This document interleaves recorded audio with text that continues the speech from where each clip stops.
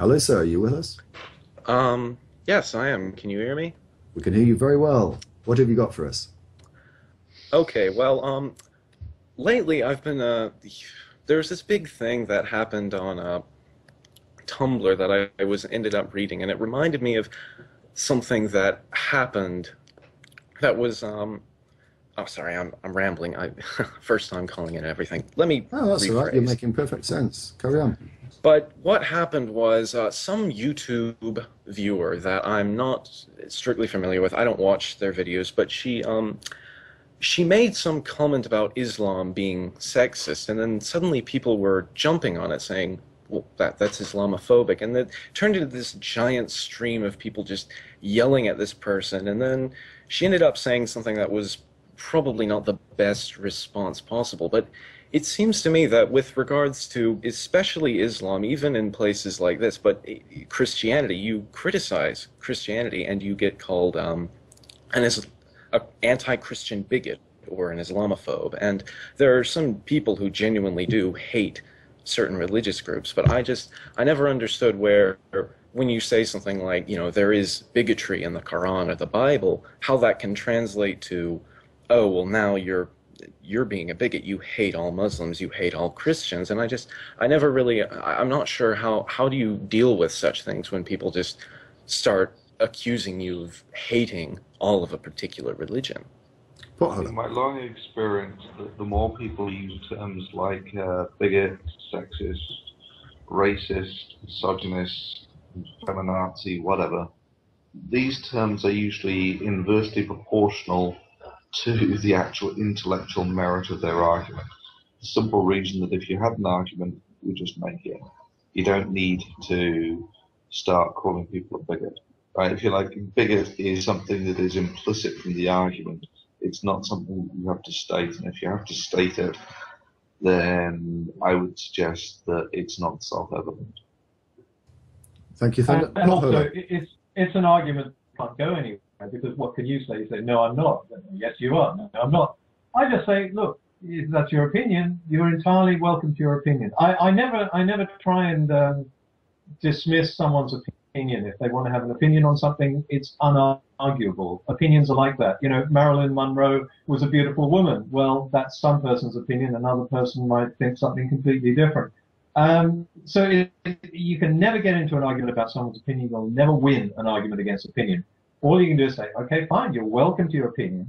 But then if they start dealing with facts, then that's my territory. Then I can say, right, well, if you've got a fact that can back that up, let's deal with the facts. So But the problem I into, have with that argument, Potholer, if I may, is that yeah. what I don't think you're fully appreciating is that unless you believe in the Christian God, then you can't prove anything and you can't rely on reason. Now, I see that you've suddenly, what? But that is the presuppositional argument that the likes of Eric Hovind and his psychic, Cy10 Brugenkate, put forward and advanced on not the last show, a couple of shows ago. That was their argument. And I have to congratulate them in a way, because it means that they no longer are bound by arguments over evidence and fact.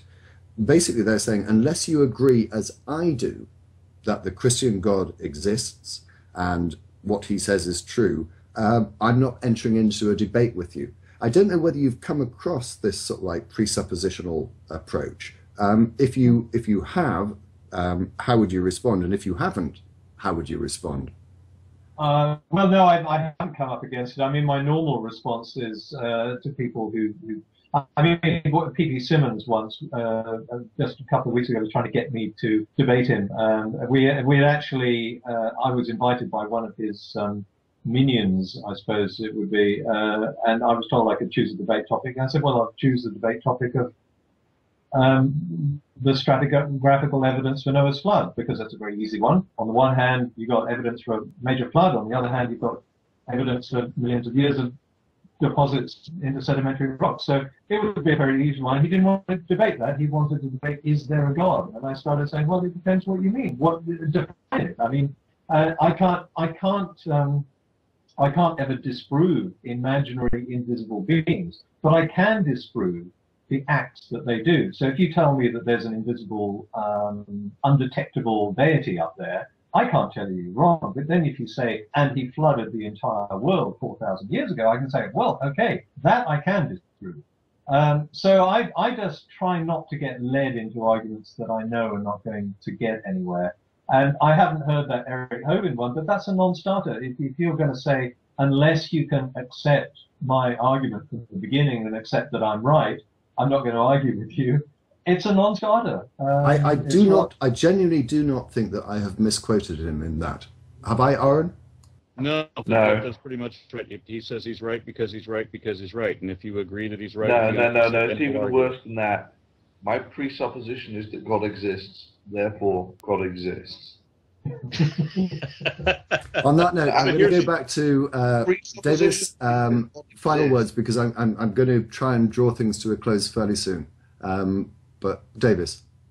Okay. And it kind of goes to something else that I've wanted to address on to some people, is that when I hear people, it seems that a lot of the time when they talk about sexism in religion or different sorts of aspects of religion that one would consider to be bad, whatever, slavery in the Bible, they seem to talk about these things as though it were a coincidence that you find a large amount of homophobes in Christianity, and that we're just talking about groups that have certain numbers of people who are bigoted for whatever reason, who are doing bad things for whatever reason, and this is just a coincidence. So we shouldn't bad talk religions, because the religion, they're like people.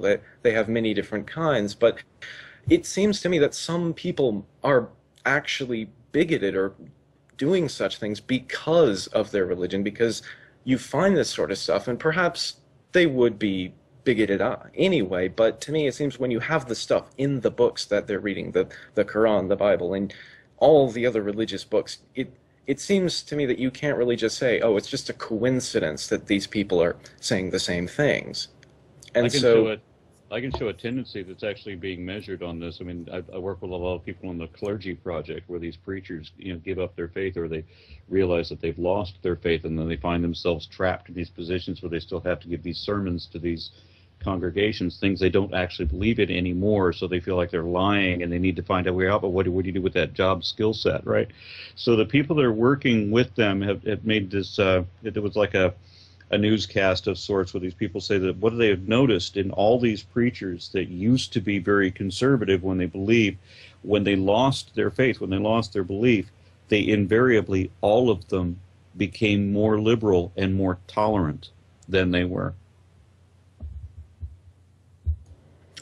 Yeah, so but that was pretty much the gist of what I was trying to convey.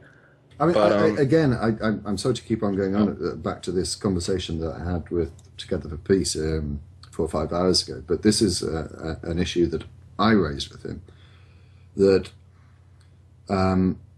much along the lines that Potholer said, I've got no issue with anyone believing any particular idea. It's not a problem. What I have a problem with, and the reason that I'm motivated to make videos on YouTube, is when I see a body of religion using the Bible, for example, to justify bigotry and hatred. And I used homosexuality specifically in my conversation with Jack. I think that there is a problem there, isn't there? And I think that we ought to speak out. And yes, you're right. I don't know of any atheist that has got a problem with it. And what the best argument, well, I say the best argument, the criticism we get for that, oh well, you're immoral and you can't be moral without God, and you think that homosexuality is perfectly acceptable, but we know it's a sin and everything. All of this bigotry stems from religious beliefs, and on that level, whilst individual people's beliefs, no problem with, but when religion or a body of religious people try to discriminate, then I think that we have a duty to speak out against it. But that's what I mean by personal belief. If they're then trying to discriminate against others based on that, it's no longer personal. This is not just something that they believe quietly and they can accept, but be tolerant towards other people. They are then imposing their beliefs on others. They're saying, because I believe that homosexuality is a sin. You therefore cannot indulge in it. You can't engage in that. By nature, all of religion is going to be bigoted because, of course, whereas we might all have our personal prejudices and our personal ideas, we can always be persuaded otherwise. If someone comes along with an argument against what we said, then we can think about it. Say, yeah, I'm a rational person. I can see that you're right. I'm going to change my mind. The problem with religion is you can't change your mind. What you believe is dictated to you by what's in that book. And it makes that belief so strong that you feel you have some sort of divine guidance to believe and to be intolerant.